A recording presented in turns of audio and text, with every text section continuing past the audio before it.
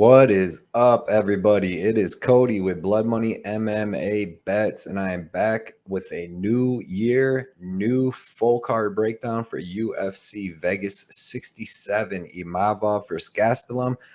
It's going to be a good card. Would have been better if we didn't lose Shavkat. But hope maybe they'll find him a replacement. Maybe if not, he'll get even a better fight. I want to say, like I said, Happy New Year to everybody. Today is the new year, and this is the year of smash the bookies, man. We're going to take everything from them. We're going to get up to over 200 units this year. I want to give a shout out to everybody that helped make last year like the best year ever. And we're just going to keep adding on and building to that this year. And it's going to be a great year, I'm telling you. I do have some information, some news about the Patreon. I will not be starting it January 1st. I will start at January 15th or like February 1st. I've just had a lot of stuff come up in the last couple of weeks. I've been out of town for almost a week back home, and I didn't get to get much stuff done. And then also I found out on December 18th that I'm going to be going to a new shift at work. So I've been on midnights for like 3.5 years trying to get ready for this day shift. And I know it's going to be real busy at work for them first week or two. So I really want to concentrate on that. And when I do this Discord and this Patreon and everything, I want to put my full attention into it. So I want to make sure I get everything set up at work to where I know what I can do. I know what time I got and all that. And then I will start it because, like I said, I don't do anything half-assed. So I'm going to do it all the way. But it will be, hopefully I can get used to my job and used to everything by like January 15th, right after that first fight. And then, because I think me and even Johnny might have to change our show to like Thursday night, but we'll figure all that stuff out. But the Patreon will be going on, the Discord, the early bets, all that. But just give me like another 2 weeks and I will make it perfect. I promise that. So, yeah, we got UFC Vegas 67 this week. Like I said, sucks we lost that Shavkat fight. We've lost a couple good fights in this card, to be honest, but it's still going to be the first card in 3 weeks. I've already gone 2 weeks without UFC, and it's a long 2 weeks. Even being on vacation, having a great time, you still, you start fiending for some UFC, fiending for some bets and all that. So we're going to win. We're going to win this first card of the year. We're going to start it off right. I'm going to have 5 solid bets. I already got about 10, 11 bets I like. I'm just waiting for lines to drop and all that. But I'm going to have some solid bets for this card. I'm telling you, we're going to start off the new year right. Look for me and Johnny's first show this year to be next Wednesday. I'm pretty sure we'll do a live show next Wednesday and kick off the year right, man. Talk with everybody in the chat, do all that, and have a great time. But yeah, man, let's start UFC 67 off right with a big winning card, man. We're gonna win big. So let's get right into this first fight, everybody. First fight we're gonna go over is a replacement fight. We got Nick Fiore versus Mateusz Rebecki. Nick Fiore, like I said, short notice replacement fighter. He's 6-0. He's undefeated prospect. Coming out of what the heck is this one? Well, my bad. He fights where Calvin Cater and the New England Cartel. Decent guy, coming in on short notice, took his chance. He's got pretty good jiu-jitsu. And I don't have any lines over unders for any of these cards, so or any of these fights. So I'm just picking these fights. I did my math. I did all my tape and everything, and whatever the lines come out, hopefully I pick some underdogs. But Nick Fiore, good BJJ black belt under Renzo Gracie out of New Hampshire, so not like the one in New York. But he's got pretty good BJJ. He's got decent wrestling. He's got decent body lock and hip lock. Hip toss takedowns. You can tell that he's not like an actual high school wrestler. It doesn't seem like kind of slow striking, but it's effective. He'll throw some hooks with his right and left hand. I don't know. I think that this is going to be too soon, too early. If you look at his record here, which is crazy, he's 6-0. 2 of his wins out of his 6 wins, 2 of them are over Jay Ellis. His first 2 wins, he was 15-91 when he rear naked choked him in the first round. And for some reason, 7 months later for his second fight, they did a rematch and he fought him and was able to get him out of there in the first round. But if you look, man, he's fought a really low level competition. Jay Ellis, 15-91, 15-98, a guy that was 3-9. He beat this guy that was 8-4, and then 15-13 and 15-19. So he has not fought anybody good whatsoever. But he's taking this shot to get into the UFC because the guy he is fighting, Mateusz Rebecki, is a savage, man. I went and looked up a lot of his fights, watched a lot of tape on him, and this guy's a savage, man. He fights like a savage. He's got excellent wrestling. He's got really good BJJ with 6 subs. He's very physically strong. He's got excellent striking. I went to, go look back at his fights to see what his cardio was like because he's so explosive and he fights with such a heavy pace, and he's got a phenomenal cardio, man. He's got good striking. He throws power with both hands. He can knock you out. He's finished 14 of 16 wins, 8 KO, 6 subs. So, he's mixing it up. He throws winging punches, but he's still got really good striking. Like, he uses a lot of different techniques.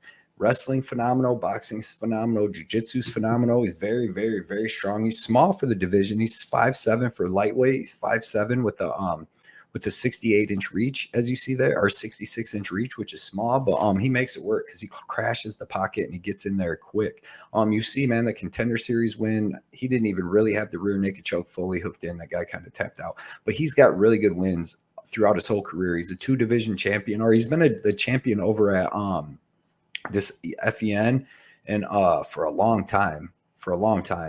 A fight exclusive night, but he's good, dude. He's fought guys 7-2, 12-2, 11-1, 30-12, 12-2, 12-1, 12-2. He's got really good experience outside the UFC, and like I said, he's really well rounded. He's really, really, really tough. He's got good cardio. He's got really good explosions. I seen Nick Fiore, like in his one loss, he got in the amateurs, he got slammed on his head by like pretty much like a rampage slam. He was going for like an arm bar, and the guy picked him up and slammed him on his head. But I seen that he can be held on his back, playing a little bit of jiu-jitsu, and I just don't see where he can win here, man. I think Rebecki's better every single place. Cardio, his jiu-jitsu is going to hold up, his wrestling's better, his striking's better, everything. So I'm definitely going to take Mateusz Rebecki. I'm going to take him by a 2nd or 3rd round finish. This is short notice for Fiore. Sure, he's going to have a couple weeks, but I don't think his cardio is going to be there for what Mateus is going to bring. And like I said, Mateus has finished 14 of 16 wins, so I expect him to get another one here. Another thing, Nick Fiore has finished all his wins, obviously because he's fought really low level of competition, but he has finished all 6 of his wins. But yeah, man, that's going to stop it. That's going to end at this card. All right, next fight card. I'm sorry if this seems a little off, man. I just, I haven't done one of these for a couple weeks, and just got to get back in the swing of things. So the next fight is Priscila Cachoeira versus Sijara Eubanks, women's bantamweight. Priscila Cachoeira is 12-4. Sijara Eubanks is 7-7. There's currently no lines out. You see, Priscila Cachoeira is 34 years old, and Sijara is 37. So they're both a little older. You see here that Cachoeira has a 3-inch height advantage, and that Sijara Eubanks is going to have a 2-inch reach advantage.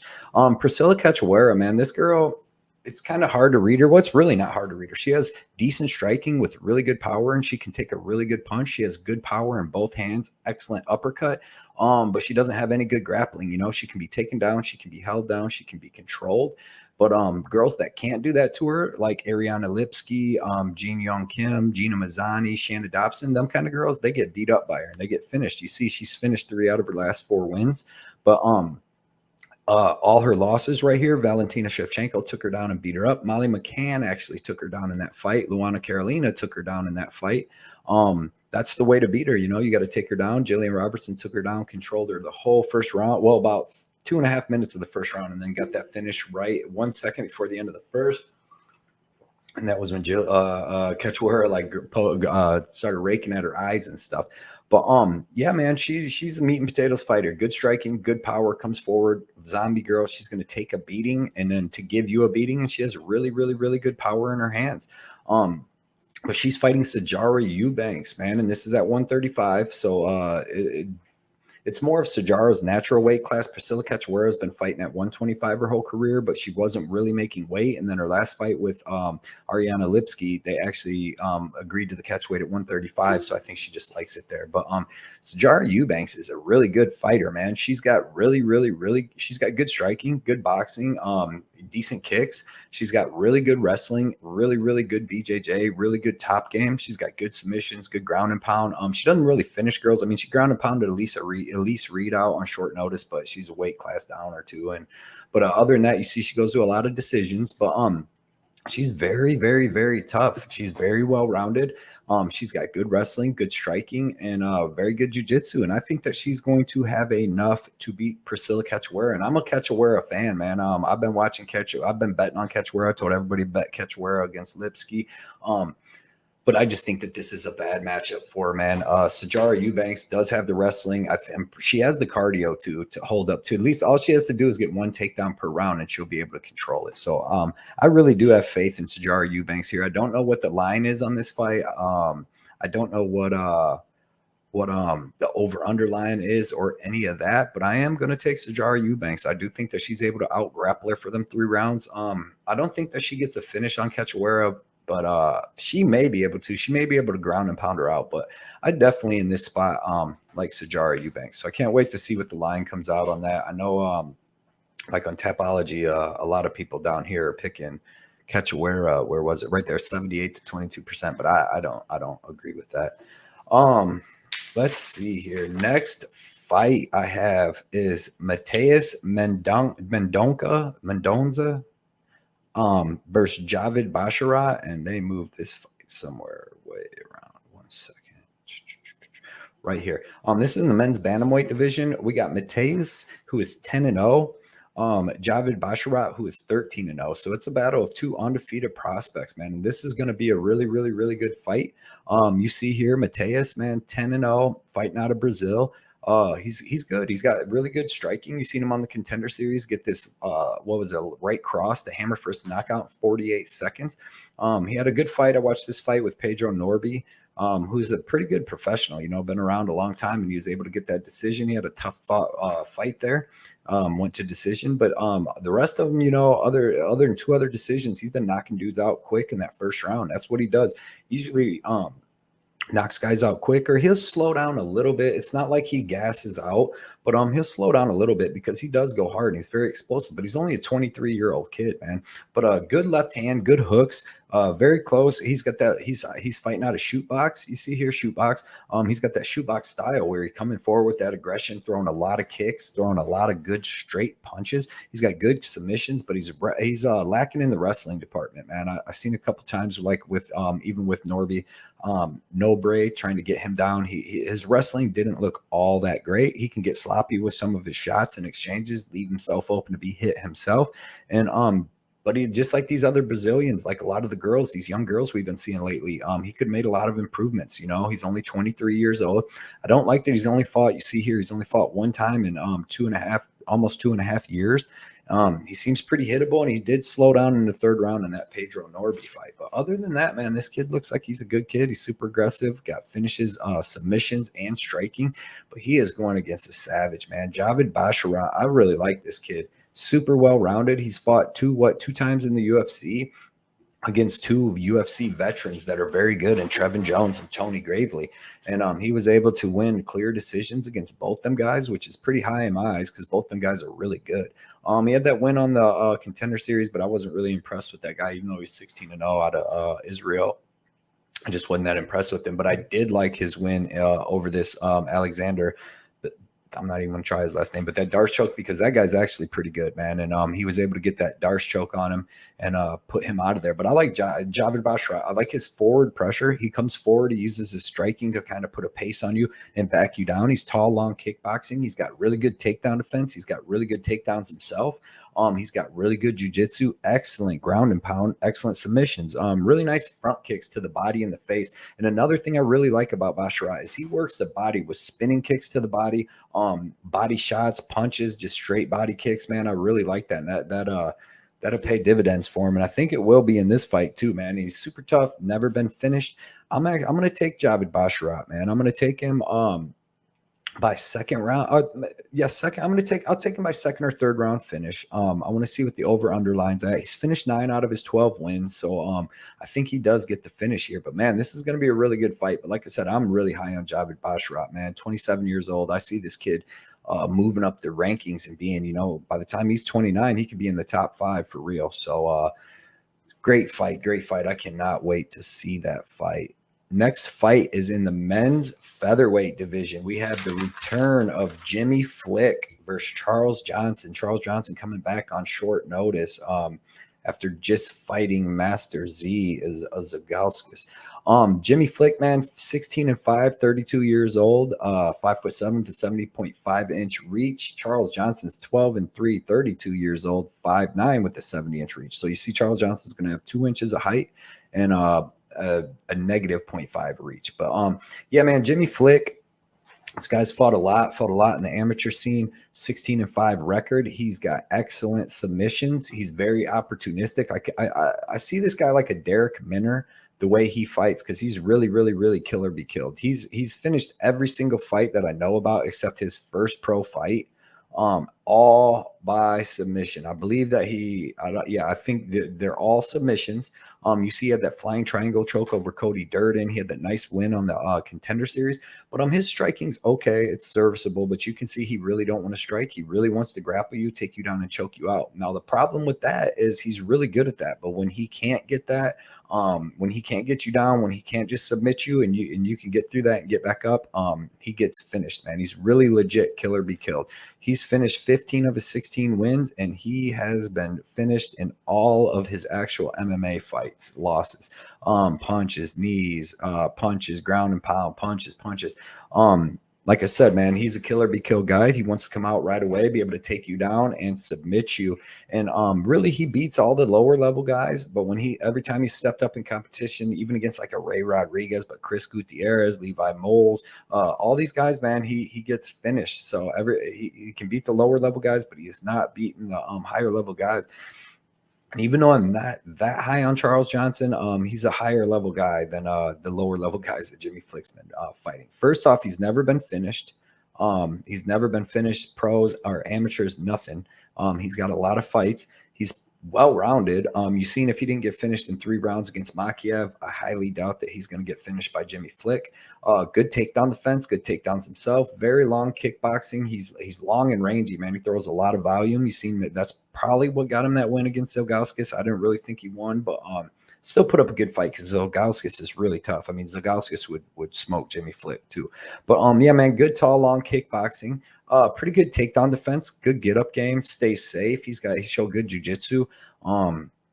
I think he's going to be better than Jimmy Flick everywhere. He may get taken down once or twice in that first round. He may even get held down a little bit, but he's going to stay safe.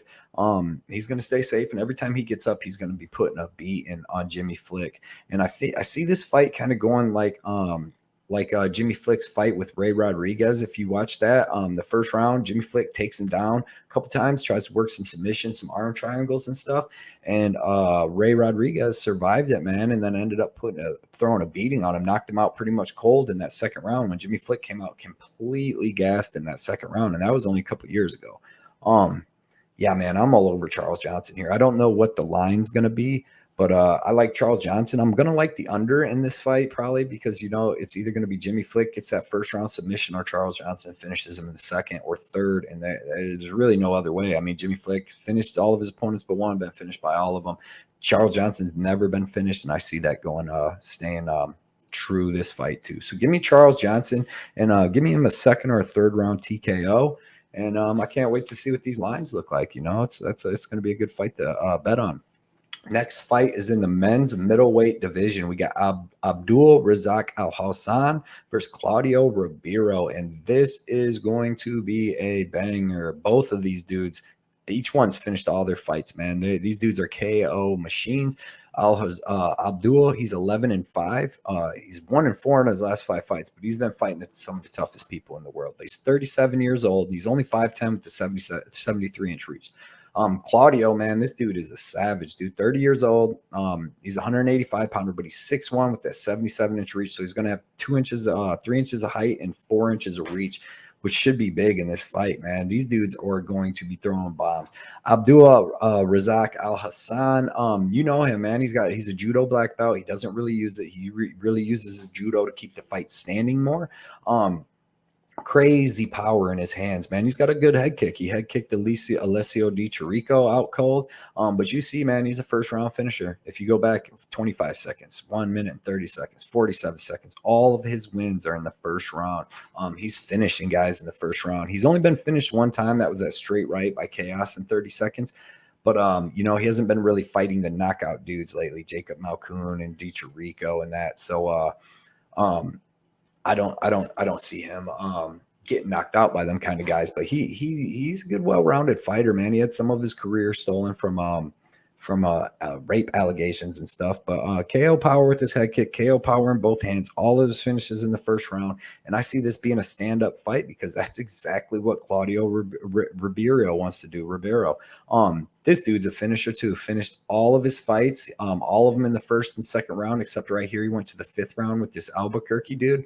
But man, this dude is crazy, big, powerful, wild, man. Crazy KO power in both hands. All 10 KOs are finishes. He throws long punches with serious power with both hands, man. He's coming forward to put you out. He uses a lot of explosive energy with that power. He leaves himself open to be hit by shots too. He's never been KO'd. He got submitted in his first fight ever, fighting a dude, with 19 pro fights, and then he had a split decision with this guy. But other than that, man, he has just been wrecking dudes in the first round, and he looked crazy on his with his left hook win in the Contender Series. So this guy is explosive, man. There's not much to say about this fight other than these dudes are going to swing it out, man. I don't see much grappling in this fight at all. These dudes are both going to be going forward, throwing blows. They're in the small cage, man. It's going to be till one of these guys goes out. So I'm going to take Claudio Ribero by first round KO. I just think that he has a little bit more power in both hands, and he's longer. He's bigger. It's going to help him. He's a lot younger. He's got a 7-year age advantage, and I think he just has more power in his hands, man. And I think that he's going to get that first round KO. So give me Claudio Ribero by first round KO. Next this fight's one of the ones I'm looking forward to for real. It's in the men's featherweight division. We got Daniel Argueta versus Isaac Dulgarian, and man, this is going to be a good one, man. Both these dudes are really, really good. You got Dan Argueta, who's 8-1, 29 years old. You got Isaac Dulgarian, who is 5-0, and he is 26 years old. Both these guys come from a wrestling background. Dan Argueta, one second. Dan Argueta, high school wrestling, a little bit of college wrestling, has really, really good jiu-jitsu, really good ground and pound, really good top control. He has good striking. He has a good left hook. Very well-rounded fighter. Trains a lot of jiu-jitsu. You've seen in his fight, he gave up a really, really, really good fight to Damon Jackson on short notice. I mean, he was taken down and controlled for most of the fight, but anytime they were standing up, man, he was landing some shots on Damon Jackson. I had a bet on Damon Jackson and on the under and on Damon Jackson. I was worried for both of them. The under didn't hit, but the Damon, he hurt Damon a couple times in that fight, especially in the third round. But good ground and pound, man. Good wrestling, good top control, good ground and pound. He can be taken down and given his back up. I think Damon Jackson probably had probably 12 minutes of control in that fight, to be honest. But yeah, man, he's really well-rounded, pretty good striking, decent left hand. He's very heavy on top with good transitions, and he has really, really, really good ground and pound, man. He's finished 6 of 8 wins, 4 subs, 2 ground and pound. So the dude's good, man. Daniel Argueta is really good. Isaac Dulgarian, man. Dulgarian. I'm hyped about this kid, man. I don't know if anybody watched any of his fights, but I am hyped about this kid. He's finished every single person he's ever fought, going back to the amateurs. He is a stud wrestler. Excellent wrestling, 3-time state champ wrestling in college with some high school, sorry. And then he was a good college wrestler too. He's pretty much been training for MMA though, but his BJJ is super tight with excellent transitions. You can tell that he's using his wrestling grappling, dude, and transition right into BJJ, and it's phenomenal. He has phenomenal ground and pound with excellent straight punches, and he usually uses that to crack guys and make them give up their back, make them give up mount, whatever, man. They're trying to get out of not getting punched in the face, and that's when he arm triangles or rear naked chokes them, or sometimes he just finishes them with the strikes. I'm seriously hyped about this kid, man. I can't wait to see what this kid does. Super tough. He's only 26 years old. He's been training, MMA and wrestling his whole life. And in this fight, his striking doesn't look bad either, but he really wants to wrestle you, and he's going to be able to wrestle in this fight. Dan Argueta, like I said, good wrestling. He was like a state placer in high school and all that, but Dulgarian is going to have better wrestling. His BJJ is fine. I don't think he finishes Argueta because Argueta's super tough, but I'm picking Isaac Dulgarian to get this win. I do think that he's going to have the better wrestling in jiu-jitsu, be able to hold Argueta down, be able to use his transitions and ground and pound, to get him the win in this fight, man. I don't know if he finishes Argueta, but I'm hyped on this Isaac Dulgarian kid. He seems just super tough, mentally strong, Follow him on Instagram. The kid's a worker. Excellent. Should have excellent cardio. I mean, he's been wrestling his whole life. Like I said, though, we haven't really seen him. He's been just smoking people in the first round. So that's the only thing I have to worry about in this round. I want to see what the line is. I have no clue who's going to be the favorite in this fight. But I want to see what the line is. But I like Isaac Dulgarian and probably like the over, man. I think there's going to be a lot of wrestling, grappling in this fight. And it should just be a phenomenal fight. Next fight is going to be amazing too. We got Umar Nurmagomedov versus Hani Barcelos, man. This is going to be a phenomenal fight. Umar 15-0, obviously Khabib's cousin, fighting out of Dagestan, Russia, 26 years old, one of the biggest prospects in the game, to be honest. Hani Barcelos 17-3, 35 years old, but still an excellent fighter, man. He does not look like no 37 or 35-year-old fighter. Dude's awesome. Umar Nurmagomedov doesn't really fight like Khabib. He wrestles phenomenal, as you've seen his last fight with Nate Maness. Phenomenal wrestling, phenomenal grappling. BJJ is awesome, takes the back, excellent transitions. But he has excellent kicks. In the stand-up, he throws a ton of kicks, like against Sergey Morozov. First round was back and forth. He wasn't even able to out-wrestle Sergey. Sergey actually landed a couple nice shots on him in the first round. It actually looked like Sergey had the better striking at the end of the first round. They come out in the second round. He hits Sergey with a quick kick to the head within like 10 seconds, which stumbles him. And after that, he just takes over and gets that rear naked choke. Dude, he is so slick with that rear naked choke. When he fought Brian Kelleher actually did pretty decent for the first minute and a half, stopping takedowns. Was looking okay, but then as soon as Umar took him to the ground, he was able to slip in that rear naked choke within like 25, 30 seconds. But Kelleher has been finished a couple times in his career, so it's like, nothing crazy. He looked good against Nate Maness, man. Was able to grind him out all 5 rounds, landed a couple nice kicks to the head when they were standing up and all that. But outside of the UFC, had some pretty good wins. Brian Gonzalez rear naked choked him in the first round. That's a good win. He also has a win over Sedyukov Kakramanov back in 2018 in the PFL. That's aging really, really well too. Unanimous decision. Really good, man. I'm hyped on this kid. I think that he could be fighting for a title one day. Definitely. I kind of don't get this fight because if you see, he's ranked 15 in the world and he's fighting he's fighting backwards to fight Hani Barcelos at 18. And it's so, excuse me.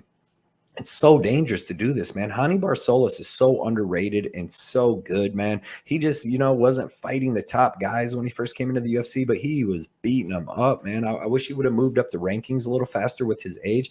When he came in, man, had that in 2018, almost 2019. So, 3 years ago, whooped Chris Gutierrez. If you watch that fight, he dominated him from the start to the finish, used his grappling to outwork him.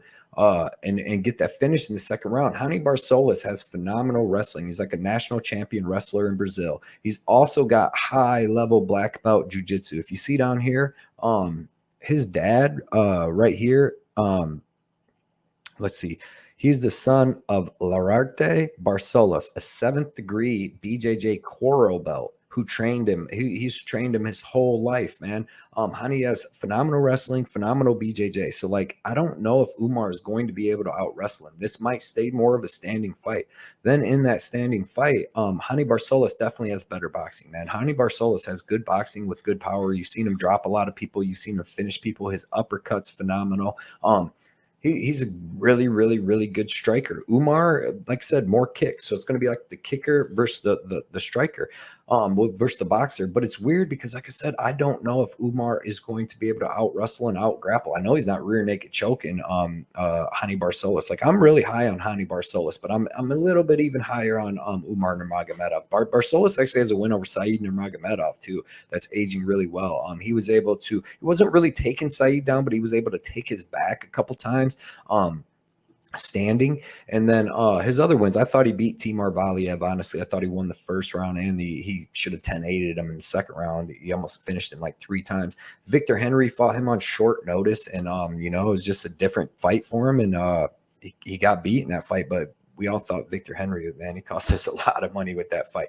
But yeah, man, the one thing that I talked to another guy about too, man, Umar Nurmagomedov, just being a Nurmagomedov, his work ethic, training under Khabib, being young, man. Look, he's 26 to 35. So I got to take Umar Nurmagomedov. I'm going to take him by close decision, though. I think this fight goes over. I'm going to take him by close decision. And I don't know what the line will be. I hope it doesn't start nothing ridiculous because I'm telling you, Hani Barcelos is the real deal tough guy, man. So give me Umar Nurmagomedov by a very, very close decision, and I'm probably going to be staying away from that fight other than maybe an over bet, or something like that. Next fight is in the women's one second. Women's bantamweight division. We got Ketlen Vieira at 13-2 fighting Raquel Pennington 14-8. And this is a very good fight because both these girls are very good. They're very skilled women's fighters. They're both pretty big, 5'8", 5'7", almost similar exact reach. Ketlen Vieira, she's a good fighter, man. I don't think she won that fight against Holly Holm, but they gave that to her. But she looked good in that fight, man. She almost choked Holly out. She was actually taken over in the striking in the later rounds. She's got good long striking, good powerful leg kicks. She's got good hooks. She's got a really good right uppercut, man. Straight right and a right uppercut are powerful. She was cracking Miesha Tate with the jab and the straight. Showed great wrestling, defensive wrestling against Tate and Holm. Both these are 5-round fights too. Her last 2 fights are 5-round fights. She showed great cardio, great defensive wrestling, and good striking, nice long boxing, good right hand, showed good takedown defense. Like I said, the 2 back-to-back 5-round fights, and I really like her leg kicks. She's got good wins in the UFC. She got caught by Aldana, but she has wins over Kat Zagano and Sarah McMahon back when they were, 6-7 years ago when they were even in their prime more. And then her last 2 wins, I mean, to even be in their 5 rounds with Holly Holm says a lot, man. But yeah, man, Ketlen Vieira is good. She's well-rounded. She's going to want to keep this fight standing against Raquel Pennington, which Raquel Pennington has good offensive and defensive grappling herself. I don't know if she'll be able to take down Ketlen until if she wears her down a little bit, maybe. But Raquel Pennington is as tough as they come, man. She's very well-rounded. She has really good striking, really good boxing with some decent power. She's very aggressive. She's always coming forward. She had that really good win over Macy Chazon where she choked her out. Then she came in on short notice and looked really good against Aspen Ladd, man. She shows good toughness, good cardio, good grit. She's very gritty, very tough, very durable. She's got good offensive, defensive grappling. She's got really good striking. She's really well-rounded. And you see here, she's fought everybody in the sport. Jessica Andrade, Holly Holm, Roxanne Modafferi. She's fought Irene Aldana, Holly Holm, Amanda Nunes. Like, she's fought everybody in the world, and very, very, very well-rounded and tough, man. Actually, really high on Raquel Pennington. I'm high on both of these girls. I want to see what the line comes out at, but I'm going to take Raquel Pennington by decision, man. I think that her striking, she can stand with Ketlen Vieira.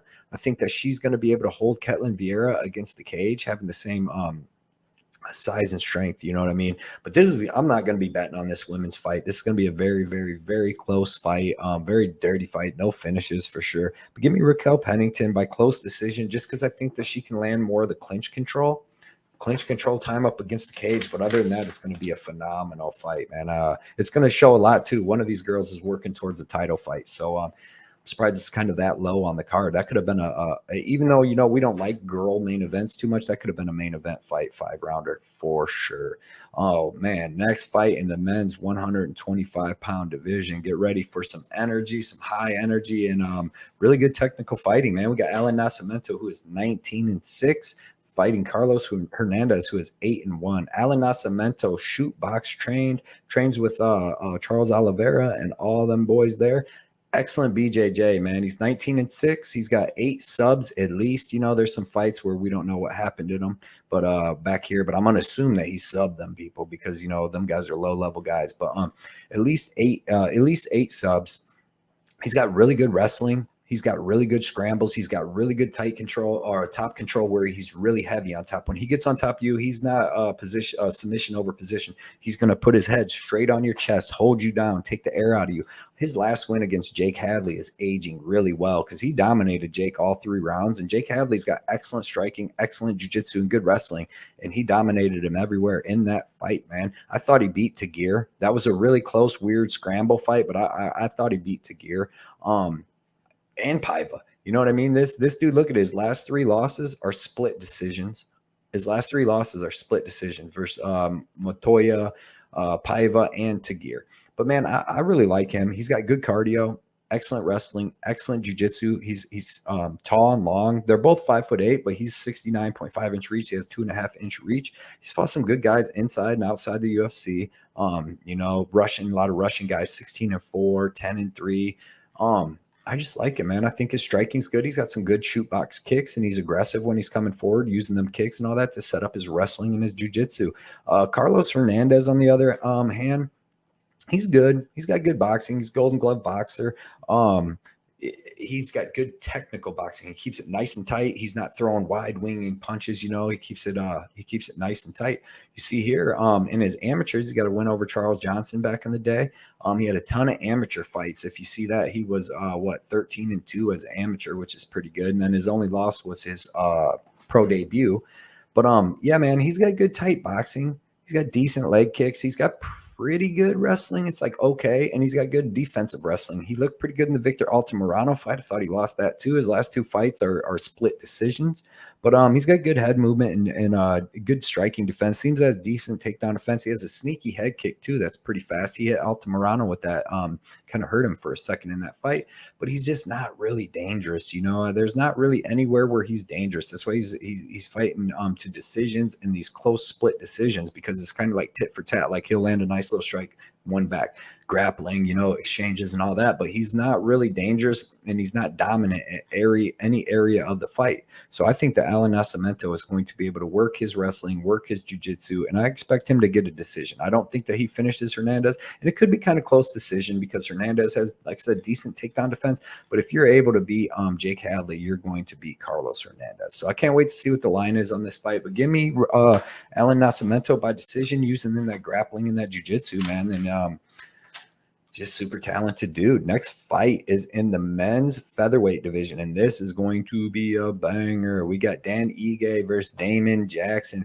Dan 50K Ige, 15-6, 31 years old. You got Damon Jackson 22-4, currently sitting and 34 years old. Like I said, no lines on this yet. And I really like doing these breakdowns like this without knowing the lines, because I'm just watching tape and picking who I really think is going to win. I mean, I do that anyways, but the line can influence you. Dan Ige, man, this dude's a stud. Don't let the record fool you. Even though it's still a good record at 15-6, and he's 1-5 in his last 5 fights. He's fighting the top toughest dudes in the world. Calvin Kattar lost to Chan Sung Jung, Josh Emmett, Mavsar Evalev. Like these dudes, there's no shame in that. Excellent fighter, dude. He's got really fast hands with good power in his right hand. I like how he kind of like blitzes forward with his combos, man. He actually had Josh Emmett hurt in that fight. Dude, just this guy's super tough, super well-rounded. Good stance switching with his strikes. Nice dirty boxing. Super good left hook. Black belt BJJ with good scrambles. That's been his problem in most of his fights, is these guys have been able to take him down and beat him up. Mavsar was able to take him down. Chen Yongzong was able to take him down. Calvin Kattar, actually, I think even wrestled him a little bit.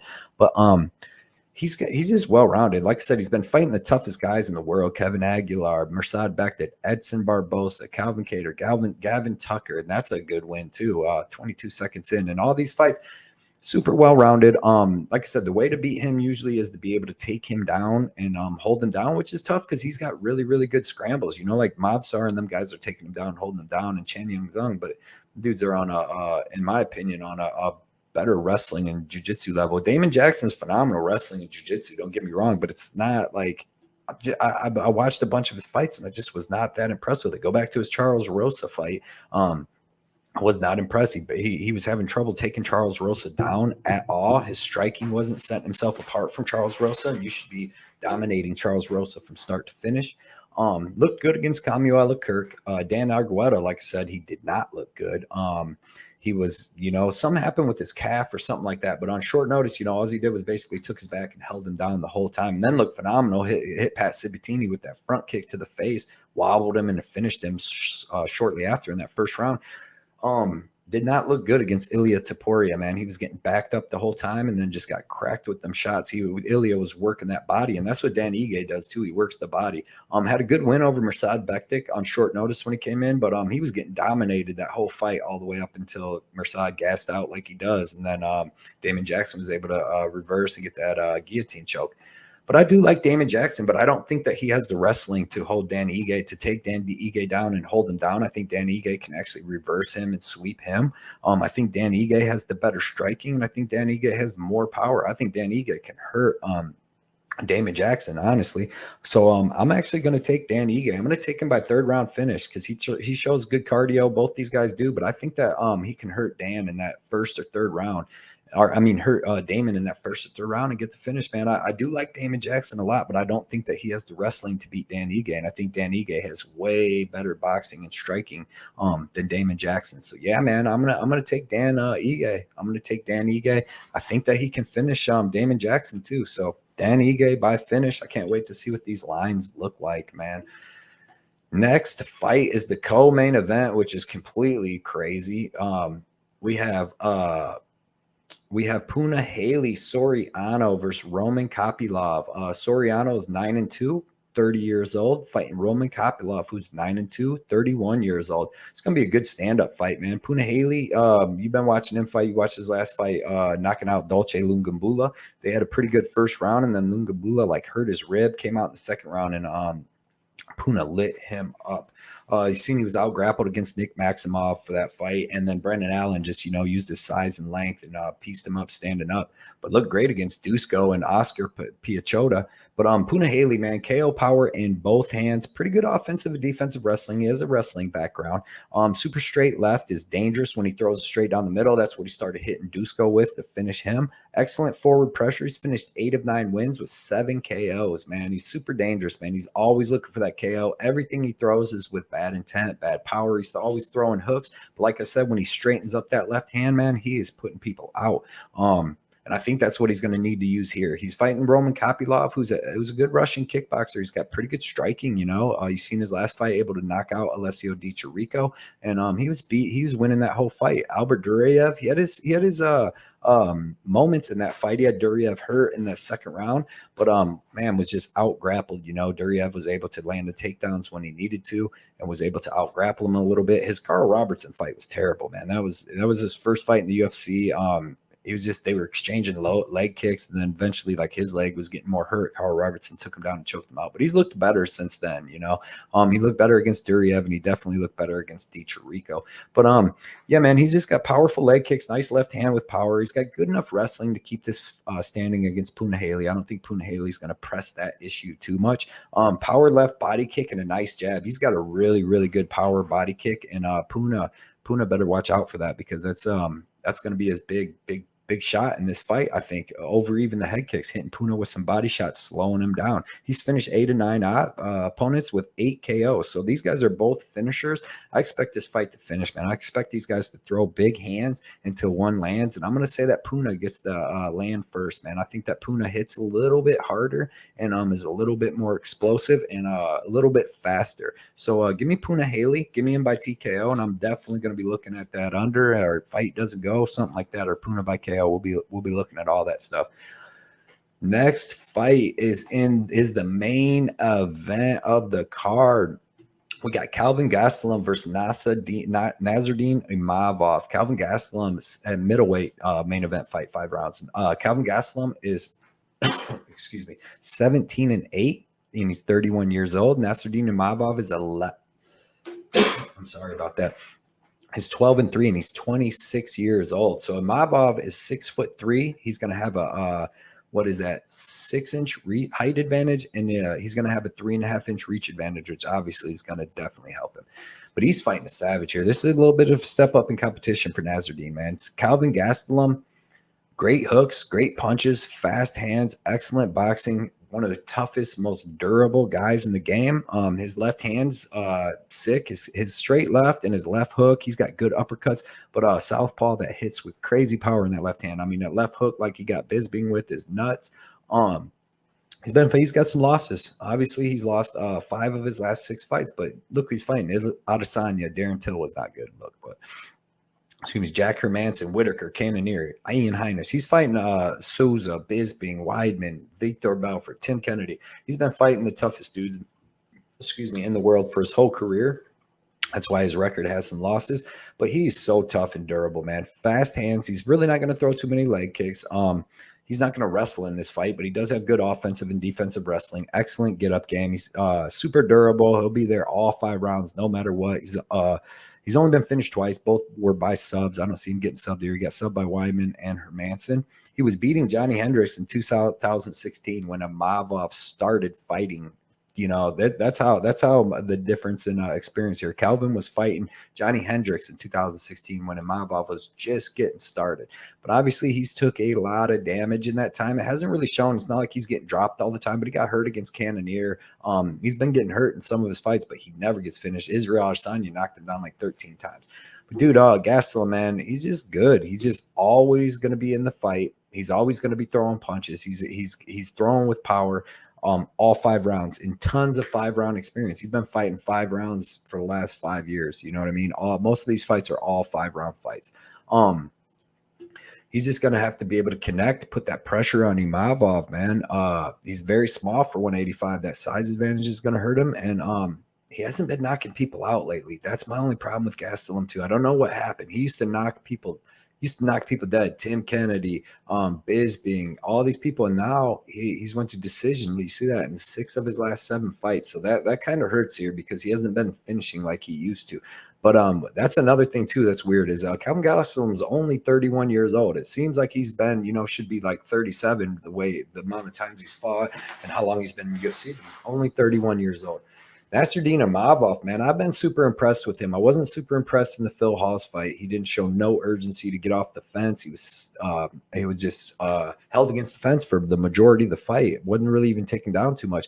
But he improved on that in the Ian Heinisch fight, and then in the Shabazian fight, he showed as a whole new fighter with his own great wrestling. Which I mean, he trains and fights out of France with Cyril Gane, but he's from Dagestan, so he's been training everything his whole life. Big dude, like I said, gonna have that 6-inch height advantage and then the 3.5-inch reach advantage. He has really good striking, dude. He has really good elbows, really good movement and counter striking. He has phenomenal stepping and flying knees. Calvin Gastelum is gonna have to watch for that here because Calvin Gastelum likes to come in sometimes with his head down, throwing them wild power hooks. And Imavov has phenomenal stepping knee and a phenomenal flying knee. So if I see Imavov actually getting a finish here, I'm calling it by one of them knees. Good wrestling and good BJJ, but I don't think it's really going to work on Calvin. I think even if he would try that and get some takedowns, Calvin gets right back up. He does have very dangerous strokes, and his ground and pound is amazing, dude. He put Shabazian in that crucifix and elbowed the life out of him, dude. His ground and pound is good, and him being so big helps him, and he's going to be very big here. Really good hands with decent power. Really nice front kicks to the face and body, but this is a giant step up in competition. He needs to make sure he's not held against the cage by Gastelum, but that him slowing down, man, he looked good against Buckley for them first 2.5 rounds, and then he fell off a cliff, man. And Buckley came at him for the finish, and that was only in the 3rd round. I don't know if it's because he was fighting at home. He had some kind of man, his cardio fell off a cliff, and if he does that against Gastelum in the 3rd round, he's still going to have 2 more rounds to go, so he's got to make sure he paces himself.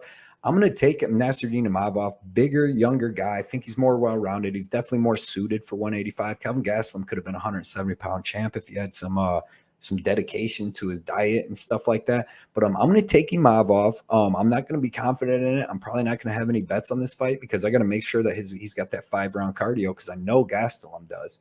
But I just see Imavov landing the bigger shots, being able to keep the fight standing, maybe even taking it to the ground if he wants to, and just being the younger, fresher fighter, man, landing the bigger, harder shots, being the bigger dude. So give me Nasruddin Imavov. I'm going to say it's by decision because I don't see him finishing Calvin Gastelum, but you never know. Maybe he hits him with one of them stepping knees or something like that. But yeah, man. I'm going to take Imavov by decision, close fight, really good fight. Probably no bets on that. I appreciate everybody checking out the first show of the year, man. We're going to come in with this card. I've had 3 weeks to prepare for it, so we're going to win. We're going to win these bets. We're going to start off the year right, trying to get me 6-7 units. So let's see what these lines come out as. We'll see what the bets are.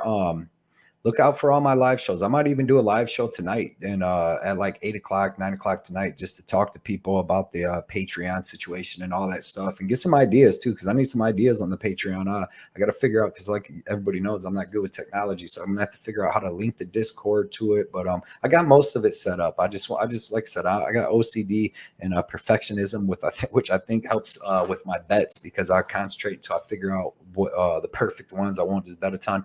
But when it comes to this, I also need the Patreon to be perfect and the Discord to be perfect, because I'm gonna put a lot of time into it, and I know you guys are gonna put some time and effort into it, and we're gonna do it right, and it's gonna become one of the biggest ones, because we're gonna make money, real money in that. Because I talk to so many sharp people and messages and this and that, and I know a bunch of them's gonna be there, so we're gonna have some good MMA information in there. Happy New Year's, everybody, man. I can't wait to talk with you guys on a live show. So be looking out for some of them, and good luck with any football or any bets you have in between that. But until then, see you on my official bets and see you with the live show with Johnny K Picks. See ya.